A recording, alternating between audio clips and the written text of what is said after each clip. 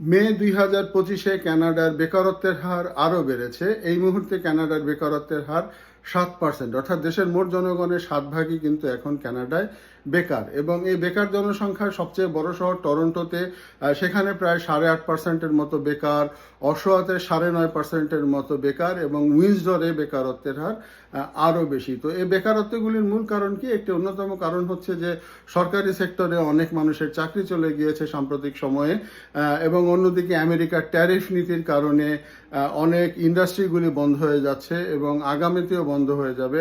Hudson বের মতো একটি বড় কোম্পানি তারা ব্যবসা গুটিয়ে নিয়েছে, ব্যাংকিং সেক্টরেও কিন্তু ছাঁটাই হচ্ছে।